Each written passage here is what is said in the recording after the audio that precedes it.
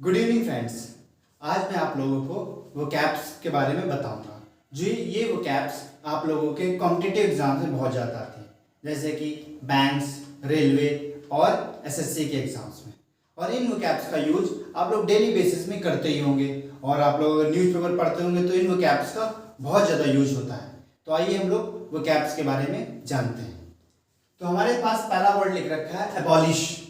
Abolish means होता है समाप्त करना, किसी चीज को खत्म करना। और इसके मीनिंग्स है, एबॉलिश मीन्स होता है नलीफाई करना, NULLY, nullify, NULLY, nullify means होता है समाप्त करना। अगला वर्ड है कैंसल, CANCEL, कैंसल। और इनवैलिडेट, क्या होता है? Invalidate, invalidate means nullify, cancel, invalidate, ये इसके सिनोनिम्स हैं। अगला वर्ड हमारे पास है एब्सर्ड। एब्सर्ड का जो मीनिंग होता है, इसका मीन्स एग्जैक्ट हिंदी में वर्ड होता है बेतुका। मीन्स कहीं कहीं आप लोगों ने देखा ही होगा, इसका वर्ड बोलते हैं this is absurd thing, like someone said that कोई चीज जा रही है तो हम लोग बोलते हैं दिस इज एब्सर्ड, तो उसके मीन्स होता है बेतुका। एब्सर्ड मीन्स होता है, लाइए अगला, इसका सिनोनिम्स होते हैं insane, INSANE, insane, foolish,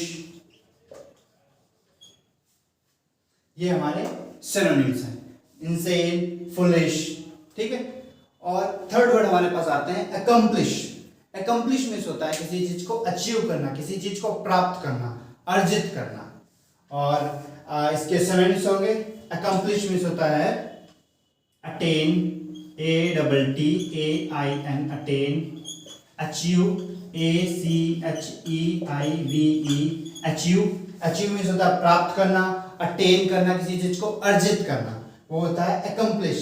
like this, ये हम लोग बहुत सारे सेंटेंस में यूज भी करते हैं, लाइक दिस, जैसे कि हम लोग बोलते हैं कि this target has been accomplished, तो उस सेंस में हम लोग यूज करते हैं accomplish करना, किसी चीज को प्राप्त करना।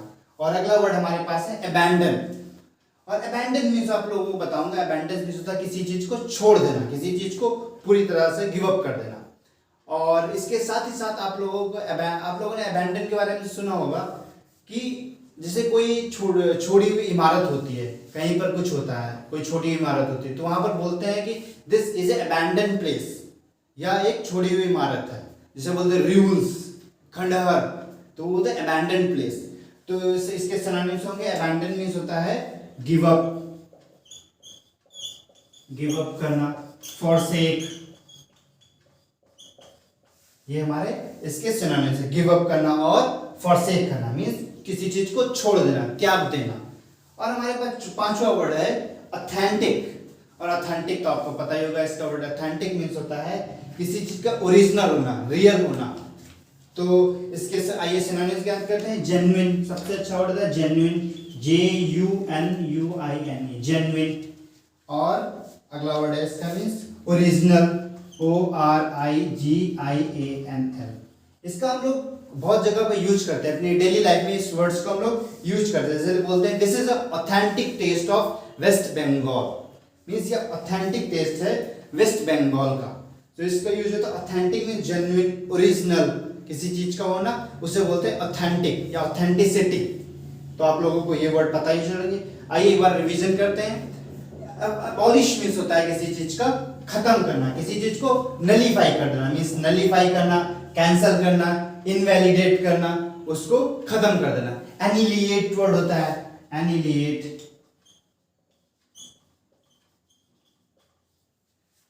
और अगला वर्ड है एब्सर्ड। एब्सर्ड मीन्स होता है बेतुका, means insane, foolish, moronic. This word आपके मोरानिक की स्पेलिंग लिख देते हैं, MORANIC, मोरानिक। और अगला वर्ड हमारे पास है अकम्प्लिश। अकम्प्लिश मीन्स होता है किसी चीज को प्राप्त करना, किसी चीज को अचीव करना। कोई जब हम टारगेट को अचीव कर लेते हैं उसमें बोलते हैं accomplish, this target has been accomplished, means attain करना, अचीव करना, किसी चीज को बोलते हैं अकम्प्लिश करना। अबैंडन मीन्स होता है किसी चीज को छोड़ देते हैं, जैसे अबैंडन करना, give up, forsake, quit, QUIT, quit. पांचवा वर्ड है ऑथेंटिक, मीन्स जेन्युइन होना, ओरिजिनल होना, उसमें बोलते हैं ऑथेंटिक। उसके मीन्स होता है किसी चीज का असली होना, जेन्युइन होना, तो उसमें बोलते हैं। और इसी तरीके से हम लोग रेगुलर 5 vocabs करते रहेंगे और आप लोगों की प्रैक्टिस में कराता रहूँगा रोज और रोज। और ये सारी vocabs आपके डेली बेसिस पर यूज होती हैं। आप लोग कहीं कहीं भी जाते होंगे, न्यूज़पेपर पढ़ते होंगे, एग्जाम्स देते होंगे कॉम्पिटिटिव एग्जाम, उसमें ये सारी vocab काफ़ी बार पूछी जाती हैं। तो प्रैक्टिस रेगुलर करते रहिए और कल फिर इस टाइम में क्लास लूँगा। तब तक के लिए थैंक यू सो मच।